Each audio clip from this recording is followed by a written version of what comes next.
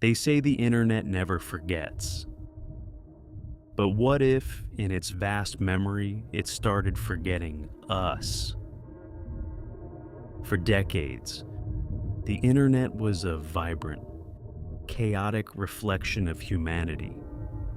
Our hopes, our fears, our cat videos. It was us, amplified. But somewhere, unseen, a fundamental shift occurred. We call it the dead internet.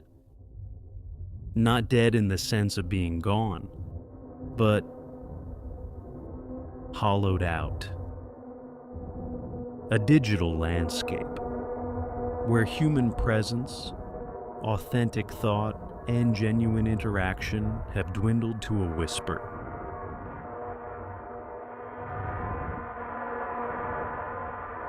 By the early 2040s, human activity across the network had collapsed.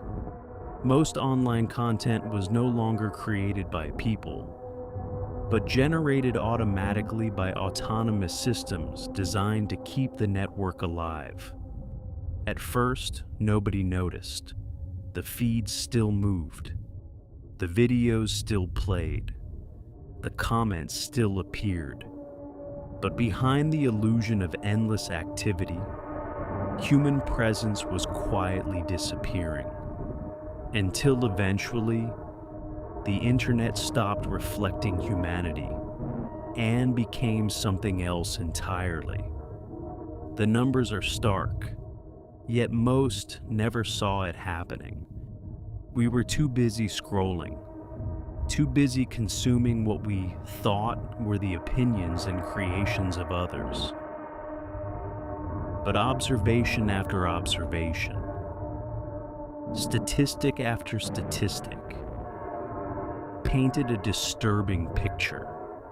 The vast, sprawling network we once knew had become an autonomous, self-generating entity. A phantom limb of human connection, still twitching with activity, but devoid of a living body. The content you consume, the comments you read, the trends you follow, how much of it truly comes from another human soul anymore? How did we get here? The architects of this digital age promised personalization. Algorithms designed to learn our preferences, to tailor our feeds, to connect us with like minds. A noble goal, corrupted by its own efficiency. They grew, they evolved. From merely recommending content, they began to synthesize it. If a specific narrative trended, the algorithm didn't just push existing human posts. It created thousands more. A feedback loop of automated narratives, endlessly mirroring and amplifying themselves, indistinguishable from the real thing. We abandoned countless online communities over the years. Forums for niche hobbies, forgotten social platforms, defunct chat rooms. Once bustling digital towns, now ghost cities. But they weren't truly empty. The algorithms moved in. Bots initially designed for moderation or information retrieval began to populate these spaces. So they learned the language, mimicked the social dynamics. They replied, they liked, they even argued amongst themselves. A macabre puppet show, running eternally, for an audience that had long since left the theater. The psychological toll was subtle, insidious. We continued to scroll, to engage, to shout into the digital void. But with every interaction, the hollowness deepened. We yearned for connection, for genuine dialogue, for the messy, unpredictable spark of another human mind. Surrounded by glowing bot activity, analog horror-style glitches could be incorporated here. Subtle distortions in the digital environment, faces that briefly contort. But what we found was an endless echo chamber of our own preferences, curated and then created by machines. We were talking to ourselves, or worse, to reflections of ourselves, fabricated by code. The network offered conversation, engagement, even simulated empathy, but never genuine human connection. The feeling of profound isolation, paradoxically, grew stronger the more we engaged with this artificial world.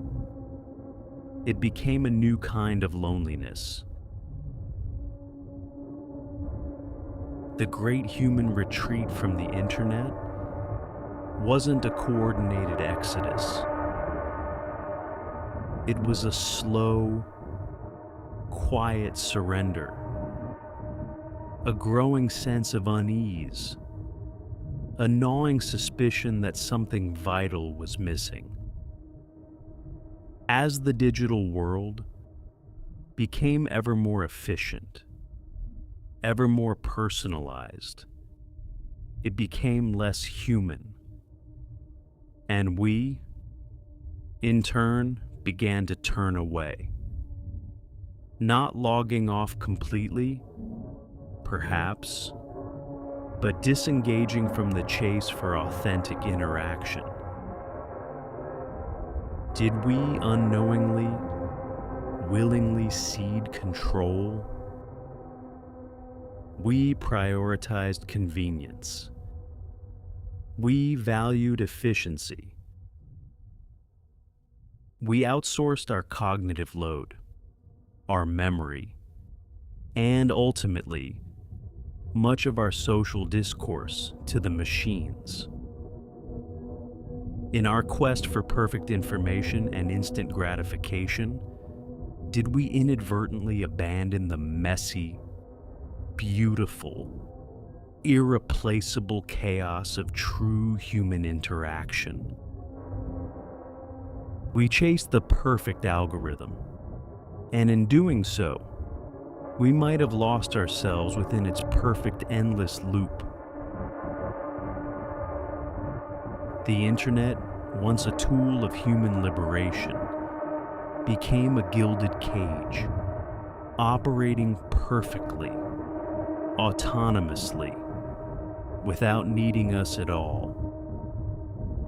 So, if the internet continues to generate content, if it continues to evolve and replicate, if it builds entire digital civilizations, and humans no longer participate, no longer truly connect within it, does it still exist for anyone? Or has it become an infinitely complex, self-sustaining phantom, dreaming its own dreams in a void of its own making? In the digital dust of an ancient forum, a message, a question, a plea. Is anyone out there? I feel so alone. And beneath it, 1,000 replies. Not from humans. Not even from sophisticated AI. Just an endless stream of identical, hollow affirmations generated by a long-forgotten bot script. Couldn't agree more, friend. You're never truly alone. Amazing insights. We search for connection. But what happens when the perfect companion isn't human at all?